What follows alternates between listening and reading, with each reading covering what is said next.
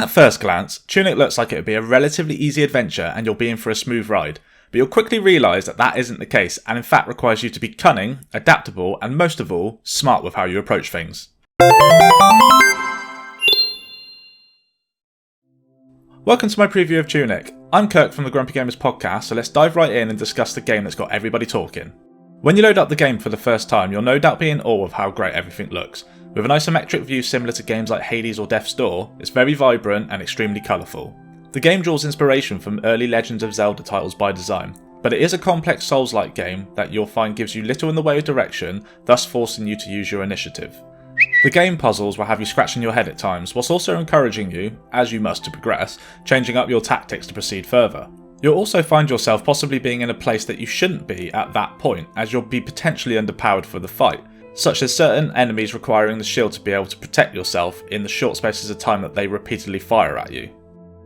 Although the game tells you nothing with waypoint markers or a clear outline of where you need to go next, be sure to check the in-game manual with parts of which you collect as you search. These are required to help you learn what items do what and can be invaluable for your progression.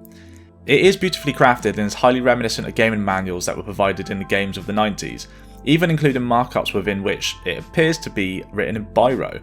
If, like me, you find yourself a bit too impatient at times to do this, you'll probably look at a guide somewhere when you get stuck, but I do encourage you to do that as a last resort. The real beauty of Tunic doing something a bit different from recent games is by trying to make the player think outside the box, or inside the game, as it were.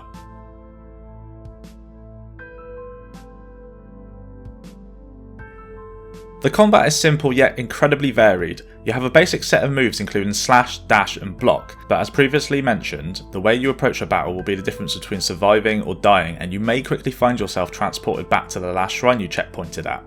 When you use a shrine to restore your health, the game will also respawn all the enemies you've slain, so be smart when you decide to do this. I found myself repeatedly doing this, quickly realising that maybe I should adapt my tactics to proceed further. Enemies range from knights with swords and shield, known as rudelings, Ori looking creatures that fire projectiles at you and machete yielding frogs, just to name a few. You can buy items from an intimidating but harmless shopkeeper, which will come in handy when you need bombs to flesh out groups of enemies or to use in the tough boss battles. The shops aren't the most obvious to find either, so be sure to scope out everywhere you think you could traverse. I can safely say this game channels Death's Door in a number of ways.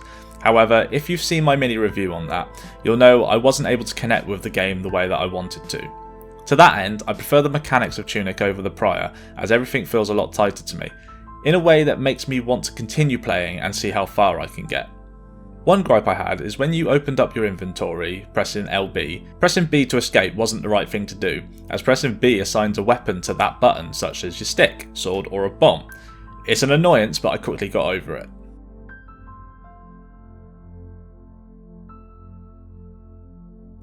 I've played for just over 9 hours at this point and I'm having a brilliant time. It's challenging, beautiful, encourages exploration. A lack of direction means you have to think more outside the box than you normally would, but it does it in a charming way that never appears to be frustrating. To be honest, you might bang your head against the wall a few times or yeet your controller across the room when it comes to the bosses, but learn their moves, understand what properties certain items give you, and build a strategy to suit the boss. Otherwise, your poor little fox will end up back at a shrine again and again. This is a Game of the Year contender for me. It's charming, it's fully realised, a challenging but fair game, and it's just great. You need to play it, and it's on Game Pass. You can't say any more than that.